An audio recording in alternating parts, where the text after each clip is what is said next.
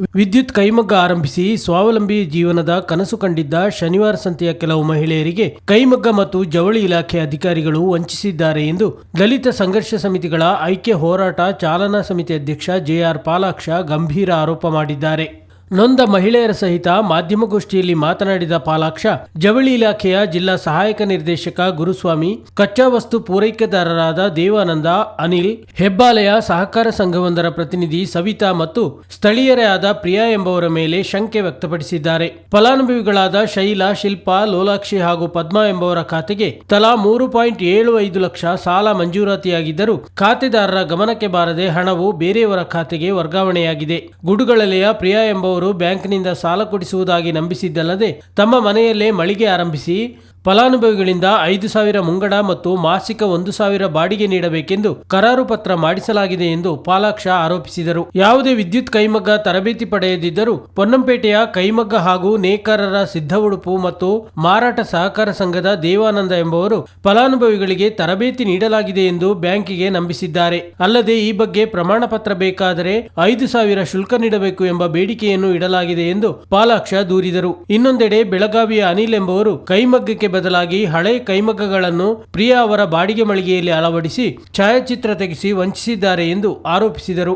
ವಿಶೇಷ ಘಟಕ ಯೋಜನೆಯ ಹಣ ಲಪಟಾಯಿಸುವಲ್ಲಿ ಹಾಗೂ ಮುಗ್ಧ ದಲಿತ ಮಹಿಳೆಯರ ಹೆಸರಿನಲ್ಲಿ ಸಾಲ ಮಂಜೂರಾತಿ ಮಾಡಿಸಿ ಖಾತೆಯಿಂದ ಹಣ ವರ್ಗಾವಣೆ ಮಾಡಿಸುವಲ್ಲಿ ಅಧಿಕಾರಿಗಳು ಮತ್ತು ಕಚ್ಚಾ ವಸ್ತು ಪೂರೈಕೆದಾರರು ಶಾಮೀಲಾಗಿದ್ದಾರೆ ಎಂದು ಆರೋಪಿಸಿದ ಪಾಲಾಕ್ಷ, ಟಿಎಸ್ಪಿ, ಎಸ್ಸಿಪಿ ಯೋಜನೆಯಡಿ ಈ ರೀತಿಯ ವಂಚನೆ ಎಸಗಿದವರ ವಿರುದ್ಧ ಸೂಕ್ತ ಕ್ರಮ ಕೈಗೊಳ್ಳಬೇಕೆಂದು ಒತ್ತಾಯಿಸಿದರು.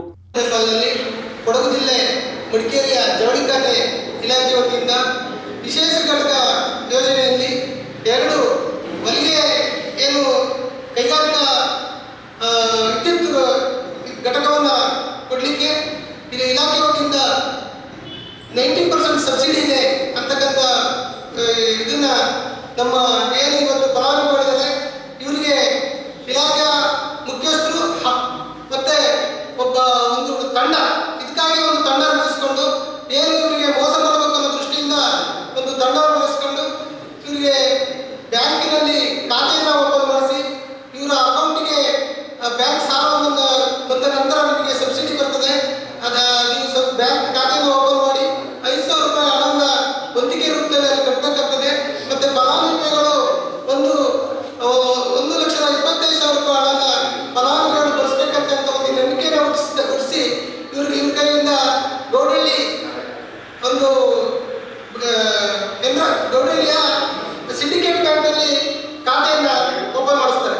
ಖಾತೆಯನ್ನು ಇದು ಎಷ್ಟೇ ಸಾಲಲ್ಲಪ್ಪ ಅಂದರೆ 2022-23ನೇ ಸಾಲಲ್ಲಿ ಖಾತೆಯನ್ನು ಓಪನ್ ಮಾಡಿಸಿದ ನಂತರ ಇವರಿಗೆ ಯಾವುದೇ ರೀತಿಯ ಸಬ್ಸಿಡಿ ಇವ್ರ ಖಾತೆಗೆ ಜಮಾ ಆಗೋದಿಲ್ಲ.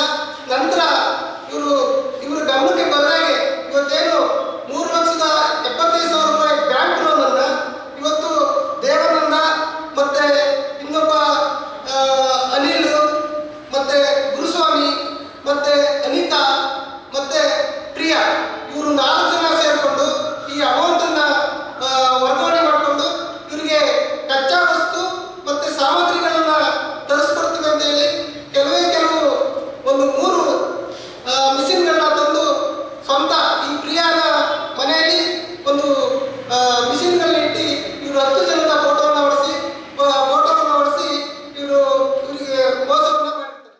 ಗೋಷ್ಠಿಯಲ್ಲಿ ದಲಿತ ಸಂಘಟನೆಯ ಪದಾಧಿಕಾರಿಗಳಾದ ಎಂಎಸ್ ಕೆಂಚಪ್ಪ, ಜೆಎಲ್ ಜನಾರ್ದನ್, ಫಲಾನುಭವಿಗಳಾದ ಎಸ್ವಿ ಶೈಲಾ, ಕೆಜೆ ನಂದಿನಿ ಮತ್ತು ಬಿಪಿ ಶಿಲ್ಪಾ ಉಪಸ್ಥಿತರಿದ್ದರು.